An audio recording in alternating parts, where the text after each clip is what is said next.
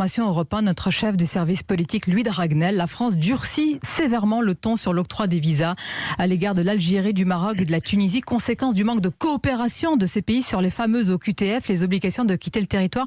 Tout d'abord, est-ce que vous confirmez cette information et est-elle appliquée ? Oui, je vous confirme cette information, cette décision qui a été prise. On a en 2018 adopté une loi asile-immigration pour être plus efficace en matière de politique migratoire. Plus efficace, ça veut dire quoi ? Ça veut dire que les personnes qui ont vocation à être accueillies en France, notamment parce qu'elles bénéficient de l'asile, doivent être véritablement intégrées en France. Et plus efficace, ça veut dire que les personnes qui n'ont pas vocation à rester sur notre sol doivent être reconduites à la frontière.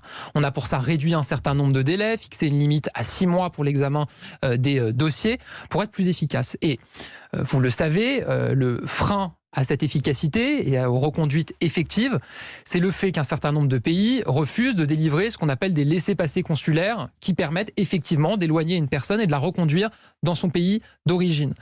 Et donc à partir de là, on a eu un dialogue avec un certain nombre de pays, et notamment les pays du Maghreb, pour leur demander de délivrer ces laissez-passer consulaires. Un dialogue qui passe aujourd'hui par un durcissement, oui, c'est divisé par deux pour l'Algérie et le Maroc. Il y a eu un dialogue, ensuite il y a eu des menaces, et aujourd'hui on met cette menace à exécution. C'est une décision... Vous assumez ce terme oui, aujourd'hui. mais je veux dire, il y a eu le Premier ministre qui s'est rendu sur place dans les pays concernés, les membres du gouvernement aussi, Gérald Darmanin qui s'est rendu sur place. Il y a eu des réunions avec les ambassadeurs des pays concernés. À un moment, quand les choses ne bougent pas, oui, nous faisons appliquer les règles. Vous avez raison, elles ne bougent pas. C'est d'ailleurs, Gabriel Attal, vertigineux quand on voit les chiffres fournis par Louis de Ragnel. Pour l'Algérie, seuls 0,3% de ses obligations de quitter le territoire sont respectées. 0,3%, rien. Oui, c'est pour ça que je vous dis qu'on prend la décision. C'est une décision drastique, c'est une décision inédite, mais c'est une décision qui est nécessaire, qui est rendue nécessaire par le fait que ces pays n'acceptent pas de reprendre des ressortissants que nous ne souhaitons pas et que nous ne pouvons pas garder en France. Et on n'est pas naïf, c'est une décision que vous prenez à 6 mois de la présidentielle.